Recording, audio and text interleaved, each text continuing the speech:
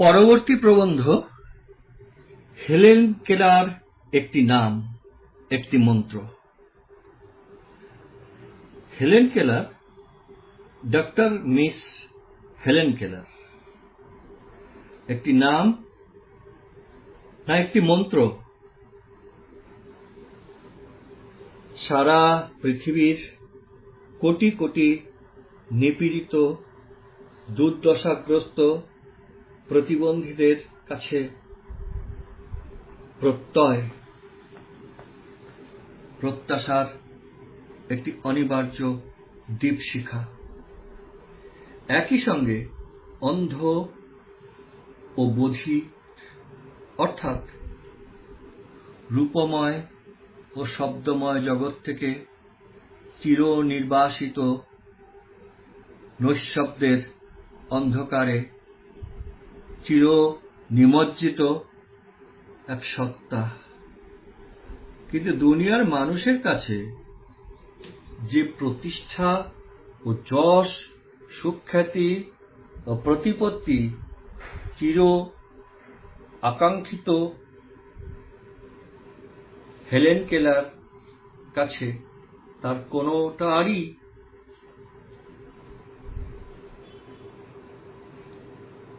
অনর্জিত থাকেনি।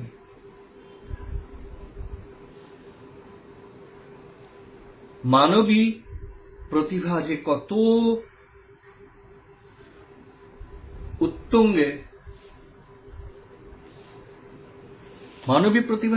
উত্তুঙ্গে, উঠতে পারেন, মানুষের সৃজনশীলতার প্রকাশ যে কত মহিমাময় ও পরিব্যাপ্ত হতে পারে, হেলেন কেলারের জীবনী তার প্রমাণ। হেলেন কেলারের জীবনের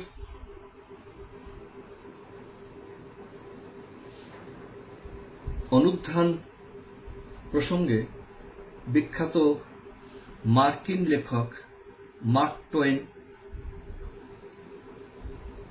তাই বলেছেন, Napoleon and Helen Keller are the two miracles of the 19th century. অর্থাৎ নেপোলিয়ন আর হেলেন কেলার হচ্ছেন 19 শতকের দুটি অতিলৌকিক অস্তিত্ব। নেপোলিয়ন মানব সভ্যতার ধ্বংস, অত্যাচার, জ্বালা ও যন্ত্রণার মধ্য দিয়ে নিজের অস্তিত্বকে কায়েম করতে চেয়েছিলেন। আর হেলেন কেলার নিপীড়িত মানুষকে, অসংখ্য প্রতিবন্ধীকে শুনিয়েছিলেন চিরন্তন ক্ষমার বাণী।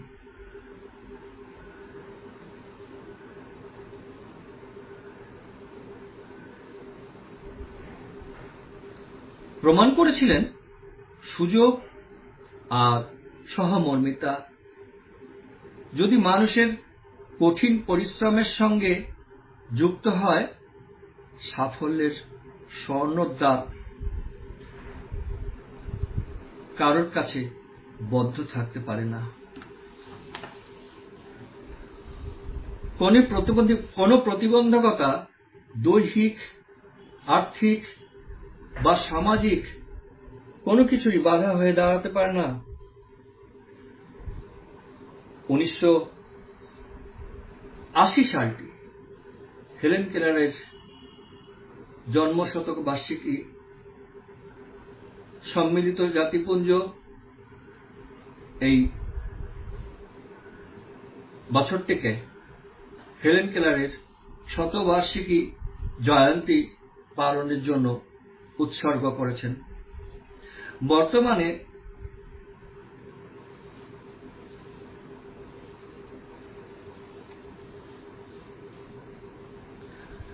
আমি আরেকবার পড়ছি।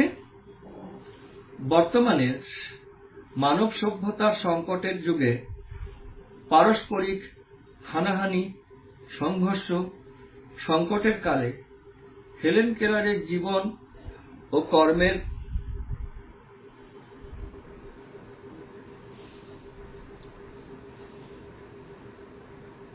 স্মরণ মনন করা দরকার, যাতে বিপর্যস্ত হতাশাগ্রস্ত মানব সভ্যতা আশার আলোয় মানবিক মহিমার অমৃত ধারায় পুনঃসঞ্জীবিত হয়ে উঠতে পারে।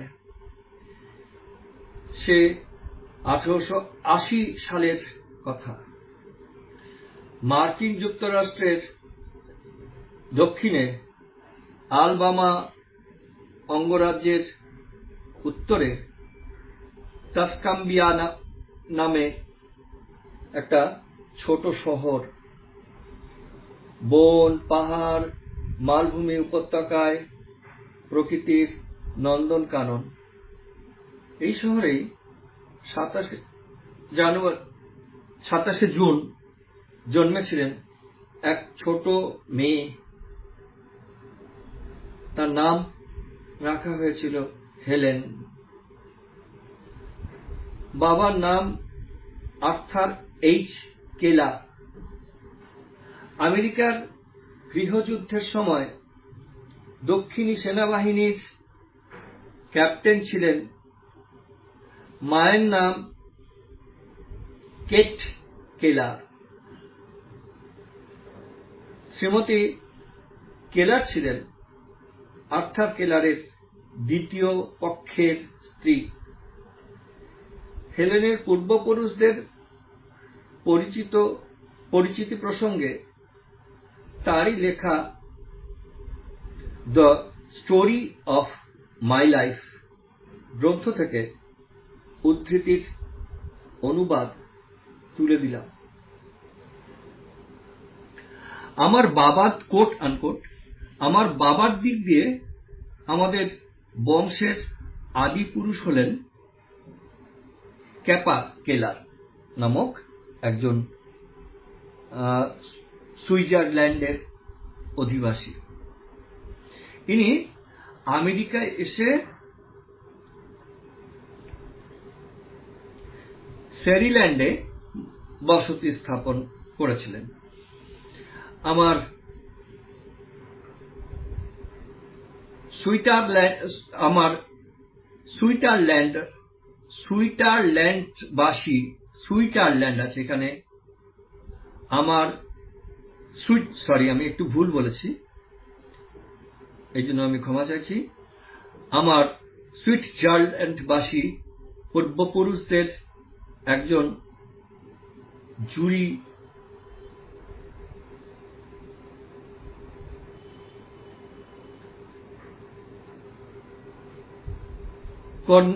জুরিকন নগরীতে বধির ছাত্রছাত্রীদের প্রথম শিক্ষকের কাজ করেছিলেন এবং তাদের শিক্ষা পদ্ধতি সম্বন্ধে একখানা বইও লিখেছিলেন।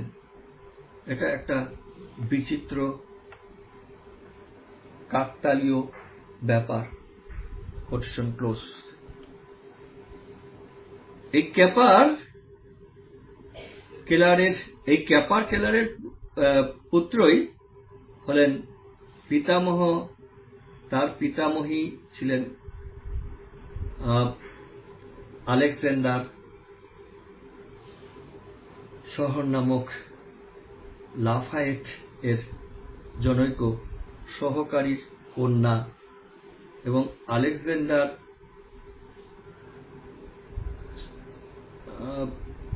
স্পট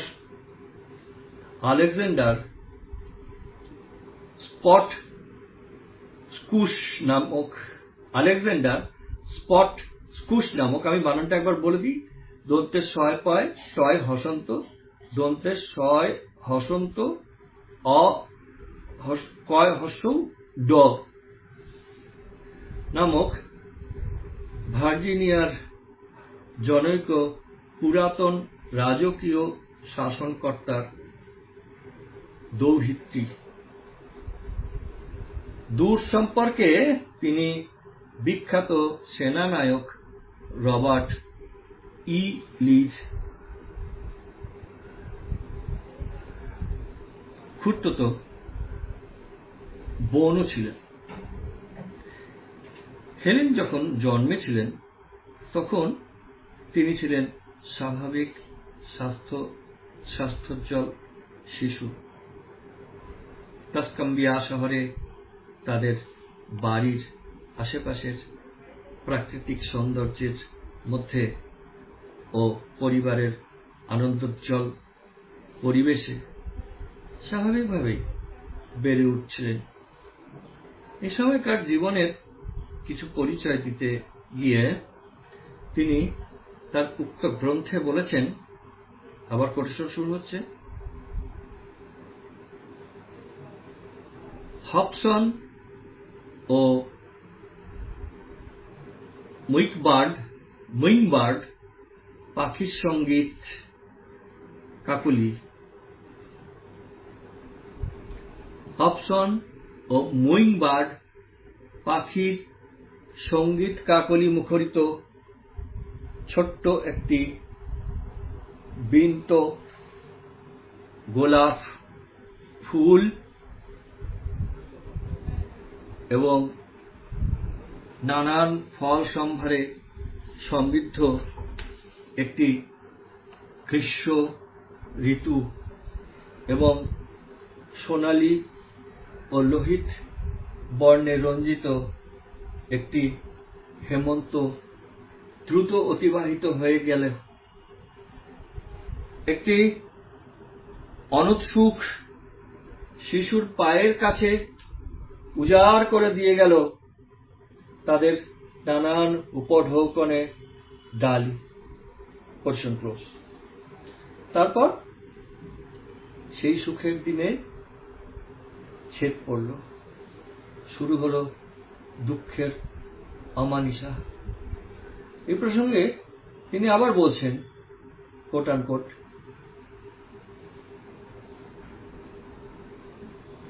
হিম জর্জের ফেব্রুয়ারি মাসে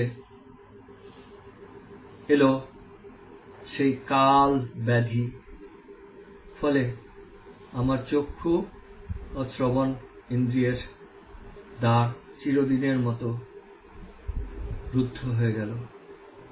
নবজাত শিশুর মতো আমি পরিপূর্ণ চেতনাহীনতার মধ্যে নিমজ্জিত হয়ে গেলাম। এই অসুখই তাকে বধিরতা ও অন্ধত্ব এনে দেয় এবং বধিরতার দরুন অল্প দিনের মধ্যেই তিনি মুখ হয়ে যান, দীর্ঘ ক মানে বধির, কথা বলতে পারে না যিনি, বোবা। এরপর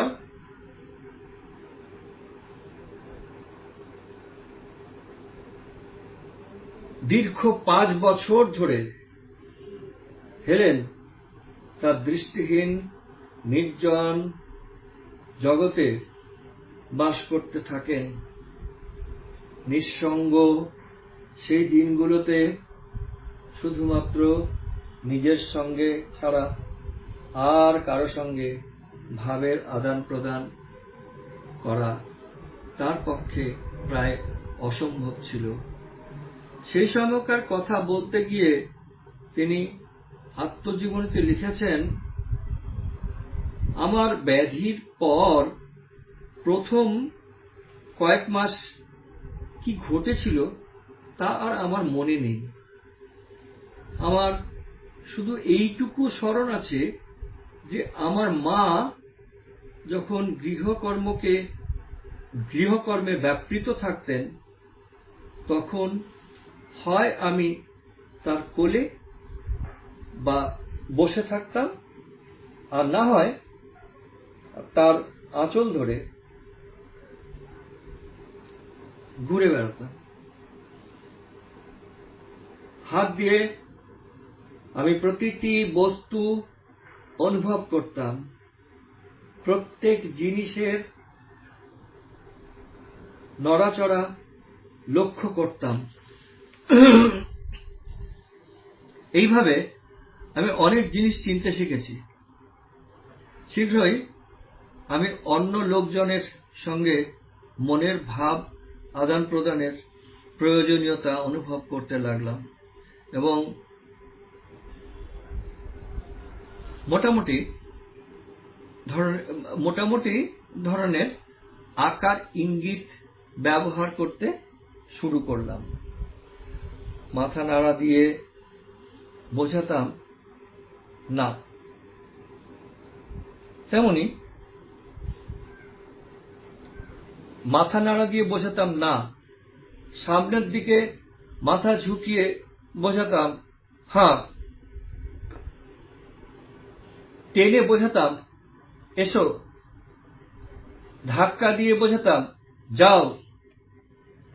যদি আমার রুটি কাটার প্রয়োজন হতো তাহলে ছুরি দিয়ে রুটি কাটার এবং রুটিতে মাখন মাখাবার অঙ্গভঙ্গি অনুকরণ করে দেখাতাম। কিন্তু তিনি যতই বড় হতে লাগলেন, নিজেকে প্রকাশ করা, অপরের সঙ্গে নিজের ভাব বিনিময় করার তাগিদ ততই বাড়তে লাগলো। কিন্তু ভাষা কোথায়, দৃষ্টি কোথায়, কি করে বুঝবেন অপরের ইঙ্গিত বা ইশারা, ইচ্ছা বা আকাঙ্ক্ষা? যতই নিজের কথা অপরকে বোঝাতে অক্ষম হতে লাগলেন, ব্যর্থতার বেদনা ততই মনের মধ্যে গুমড়ে গুমড়ে উঠত এবং সেসব কিছুর অভিব্যক্তি ঘটত প্রচণ্ড রাগ আর জিনিসপত্র ভাঙাচোরায়। ব্যাকুল বিপর্যস্ত বাপ মা ভেবে পেতেন না কি করা যায় এই শিশুকে শান্ত ও সুখী রাখতে। যদি আরো চিকিৎসা করলে কিছু সুরাহা হয়, তার জন্যে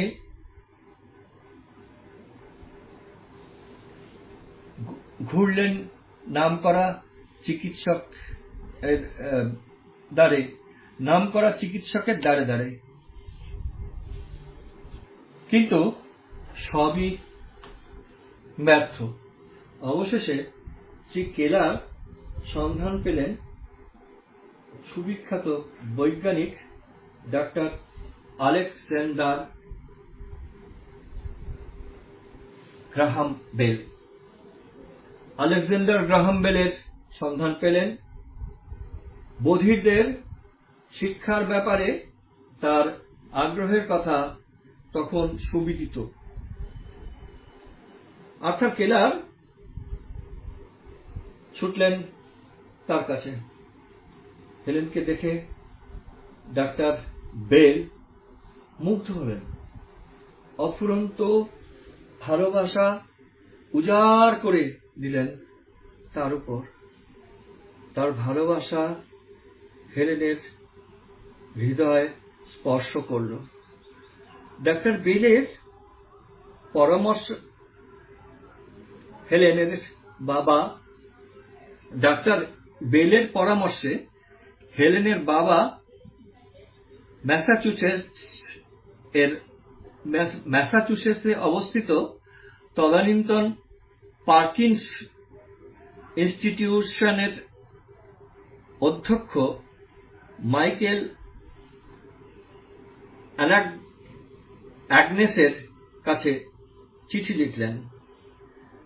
তার কন্যার অন্ধত্ব ও বধিরত্বের কথা জানিয়ে আর সাহায্য প্রার্থনা করলেন, যাতে তিনি হেলেনকে শিক্ষাদানের ব্যাপারে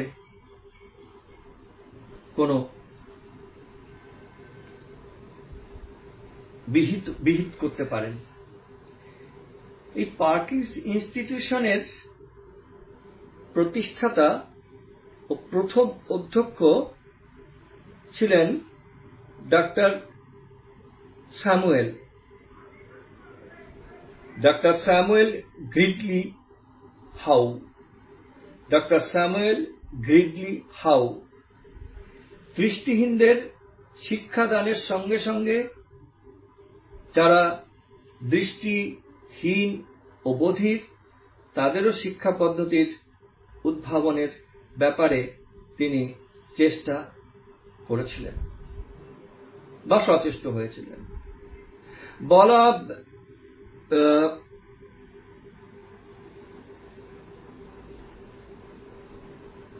লোরা ব্রিজম্যান নামে এইরকম একজন দৃষ্টিহীন বধির বালিকাকে তিনি তার পরীক্ষা নিরীক্ষা শুরু করেছিলেন তাকে নিয়ে। সাফল্য এসেছিল। সেটা ছিল 1837 থেকে 38 সালের কথা। তারপর দীর্ঘ 40 থেকে 45 বছর ধরে এই পার্কিন্স ইনস্টিটিউশন বধির দৃষ্টিহীনদের শিক্ষার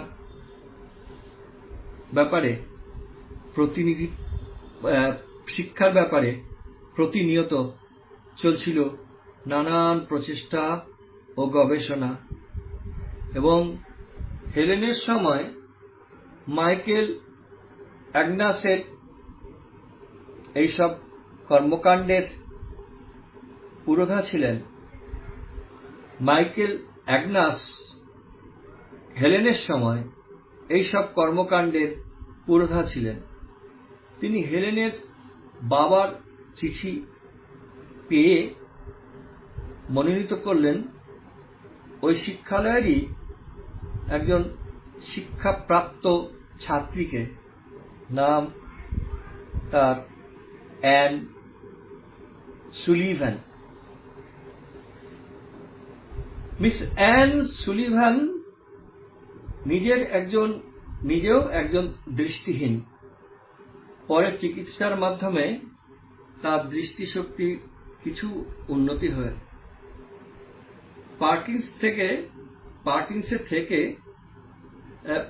পার্কিন্সে থাকাকালে তিনি বধির দৃষ্টিহীনদের শিক্ষাদানের পদ্ধতি ব্যাপারে কিছুটা পরিচিত হয়েছিলেন।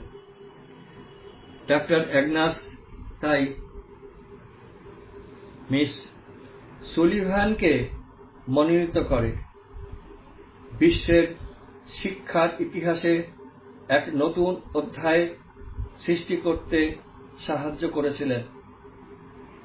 হেলেন যেমন মানবিক প্রতিভার এক স্বর্ণোজ্জ্বল স্বাক্ষর, মিস সুলিভান তেমনি শিক্ষকতার ক্ষেত্রে এক অবিস্মরণীয় নাম। সম্ভবত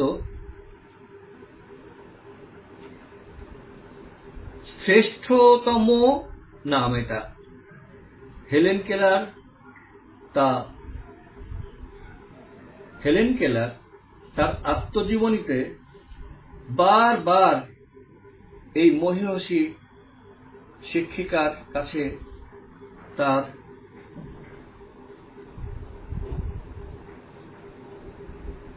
ঋণের কথা স্বীকার করেছেন।